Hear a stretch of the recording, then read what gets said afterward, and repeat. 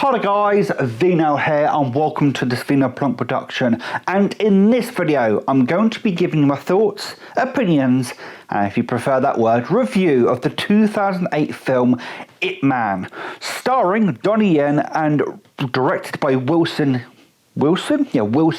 Yip. So yes, as I just said, came out in 2008 and did spawn a franchise of films that I think is like 4 films long now. There's 4 main Ip Man films and 1 spin-off, so 5 films in total, if you will. Now, to give you some idea of what other people may have thought about this film, on IMDb it's scored an 8 out of 10.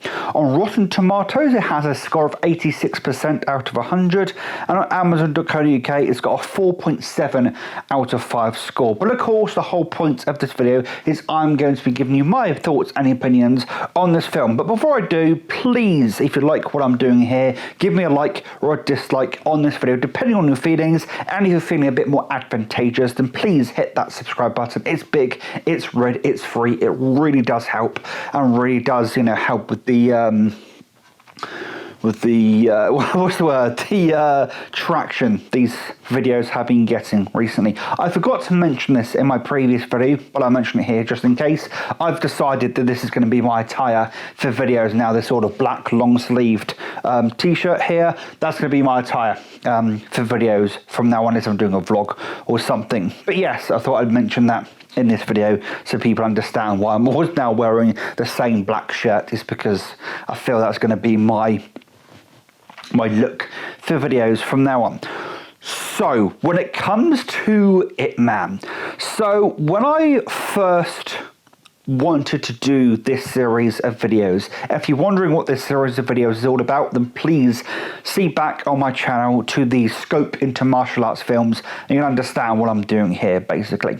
So when I first thought about doing this series of reviews, the first series that came to mind was the Ip Man series, and I really have been looking forward to getting into the Ip Man series. I've seen clips on YouTube, I've seen clips all over the internet, and I've heard people speak about the Ip Man series of films, but I never, took up the mantle to watch them myself.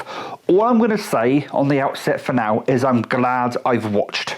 Bloody hell, I'm glad I've watched the first film in the series, and I've got, 3 more films, in total to enjoy, plus a spin-off, plus I think there's a series potentially that works or something, I'm not sure, but there's a lot more to explore when it comes to these films.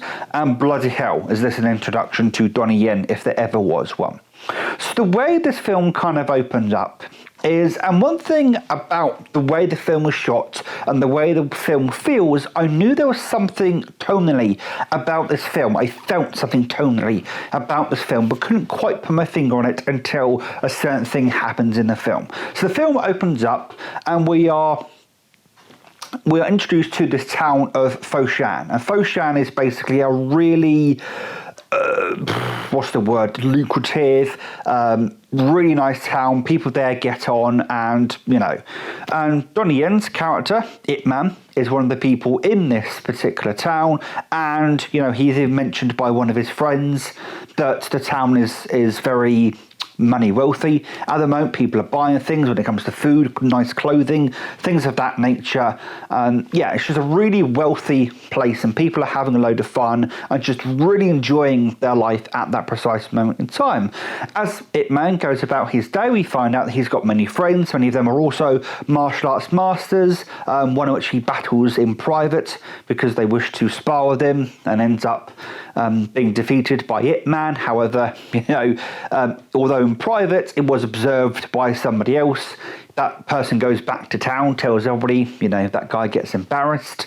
There are just little bits and bobs that go on in this town that sort of, I'm going to say, take note of, because they do pop up later on in the film and they do kind of paint an interesting picture when it comes to this particular film.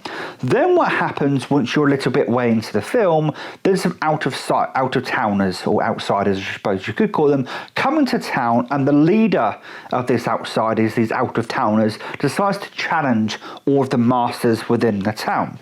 The reason for it is he's going to set up his own martial arts school basically within Foshan. However, he feels that he needs to be the best in order to do that. He's not willing to slum it with the rest. He's not willing to just coexist with the rest. He's got to be the best in order to open up the school. He makes his way through a lot of the martial arts masters very quickly, and then somebody who's serving him food in a restaurant or a street food vendor tells him, "You haven't beaten the best yet." And he goes, "Oh, who's the best?" And the person goes, "It's Ip Man, obviously." So he goes off and finds Ip Man. And throughout the first part of the film, and I think this is really well done, we get the sense there's a bit of a tension between Ip Man and his wife. And his wife's not the most supportive when it comes to her husband's fist-to-fist proclivities, shall we say. She'd prefer him to spend more time with her and their son, Zoom. And she does a couple of outbursts she has during the film. So when Ip Man, Donnie Yen's character, is asked to fight or is asked to intervene in various moments during the first part of the film, like when these outsiders arrive, there's some tension there. He's sort of looking over to his wife, looking over to his friends that need some help, and kind of like conflicted between the two of them. He's like, I want to help my friend out, but my wife's kind of on my arse kind of thing. That sort of stuff.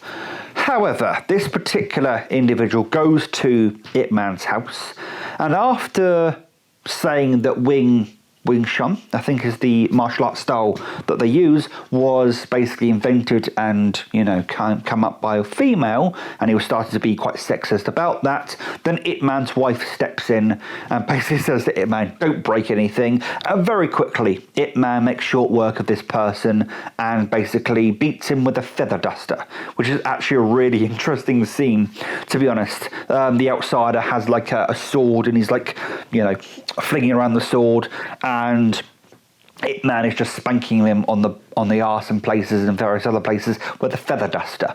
So he properly, embarrasses and shames the person. He takes off, and then the whole town's like, Ip Man, because they feel that he's restored honour to the town of Foshan, because basically this outsider had beaten all the other masters. Well, then we sort of get a monologue, I suppose you can say, in which this film also takes place during the Japanese occupation of China. It's funny that the last film I watched, Fist of Legend, also took place during this time period. This also takes place during this time period. So in 1937, the Japanese soldiers invade China, and I should say at this point that Ip Man's house is more of a bit of a mini mansion. It's very nice. He says to people he's not short of money, and it's very obvious he's not short of money. He doesn't need to work. He lives in luxury, all those kind of things. Well, that's until the Japanese army, of course, invade China, and they choose to use his house as their headquarters for that particular region, which means that, Ip Man and many of the town folk of this little town end up in dire straits, basically. Then cut to 1938, when it's obvious that you pan through the town, it's not as lively and bubbly as it was before. There's some dead people in the street. Soldiers are walking around. You can tell people are a lot more impoverished than they were before, and it's just the film takes a turn. And this is where I realised the tone of the film, the way it's shot and the way it sort of feels, has a very oppressive, depressive tone to it.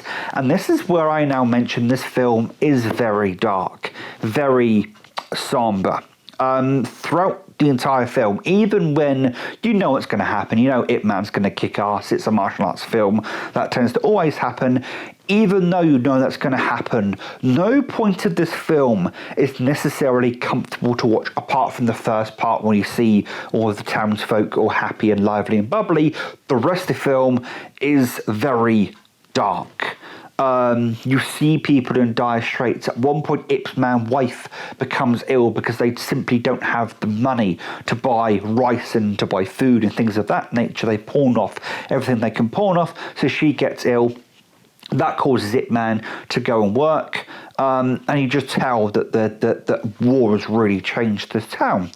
During working for this coal mine, I think it is, Ip Man shoveling coal, he then works out there's something going on, basically, and the Japanese soldiers come along, gathering up a load of people for the Japanese general, who's Misura, I think his name is, Mirora, or Misura, anyway, the Japanese general is rounding up people to fight, basically, because he himself is a martial artist, and it's sort of a gladiatorial combat, where if you win, you get a bag of rice.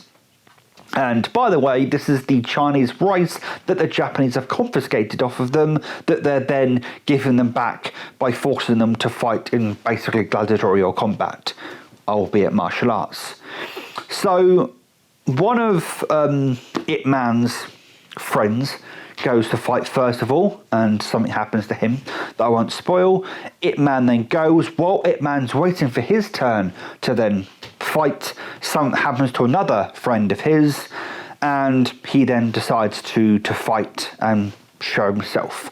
That's kind of the premise of the film. I'm not going to go too much further in terms of the plot of the film than that, because the film does take some turns and is how can I put this? It does take some turns. It does take there are some plot twists that I don't necessarily want to spoil, but the whole sense I get of this film is that everyone's just trying to make ends meet. Everyone's just trying to get by. There's a couple of instances in which Ip Man, accuses people of having no honour, and they're just like, I'm just trying to get by, man. This is war times. We're just trying to get by, sort of stuff. So the entire film, as I said, after a certain point, is very dark, very somber, very serious. A lot more serious than the last two films I've watched. Kung Fu Hustle was, of course, a straight-up comedy. There are comedic elements when it comes to Fist of Legend, plus the way it was shot kind of left something to be desired. This film is shot, edited, acted, choreographed wonderfully. The whole film is just wonderful to watch, and it's one of those films that once I'd started watching it, I didn't stop, apart from a time where I had to go and get I needed the loo at one point, and then when I got some food about halfway through, apart from those two times, I did not stop. I was drawn to this film. The hour and 46-minute running time sucked me in. The choreography, oh my god. So there's actually not much flashy about Donnie Yen's martial arts style, but flipping heck. I think it is the Wing Chun style that's been popularised by the real Ip Man, and that's where he got onto sort of one of the, I don't know the twists, but this is based upon a real guy called Ip Man, who was known for starting a martial arts school, in which one of his most notable, illustrious disciples is actually Bruce Lee. I didn't know that until the end of the film, where it tells you. You can probably find that out if you were to Google it yourself. So Bruce Lee is actually a disciple of the original Ip Man, which I find that's a nice little cohesive thing to sort of, tie back into one of the more notable people that we know in real life. But the choreography, the way it's shot, it's beautiful. It's really well done. Again, there's not a lot of egg. I've explained this in the previous video, but egg, you don't want to see egg when it comes to martial arts film. It basically, when someone's waiting for their turn to come in to do a martial arts, battle, what have you, you see them, say, before even a punch is thrown, you see them sort of react to it. That's egg, basically. Egg's not a good thing. Anyway, moving on. This film is just shot so well. The way that it cuts to different parts of the body when they're doing the fight scenes, just it's such a treat to watch. It gets in close and personal. It then comes back out again. It's not just a static shot of any one fight scene, and goodness knows how long it took them to shoot each of those fight scenes. This film was beautiful, wonderful to watch. Donnie Yen is fantastic. I can't wait to watch more of these films. If you haven't watched Ip Man, or even you're thinking of watching it, please give it a go. It is a fantastic film. Not necessarily for, you know, it's not light-hearted at all. After a certain point, it's quite oppressive, but that's kind of the point of the film. Really well done. I'm looking forward to the rest. By God, am I glad I decided to take upon this series of videos and watch Ip Man as part of that. If you couldn't tell, this is definitely up there with one of my favourite films, and probably one of my favourite series. I haven't yet seen the rest, but, you know, I think it might be up there. But thank you very much for watching this video, guys, and I'd like to say thank you very much for the support people have given on this series so far. It really does show, and my Kung Fu Hustle video is at almost 200 views last time I looked, so thank you very much for that, guys. But until next time, guys, please take care, and as always, enjoy the rest of your day. Ta-ra.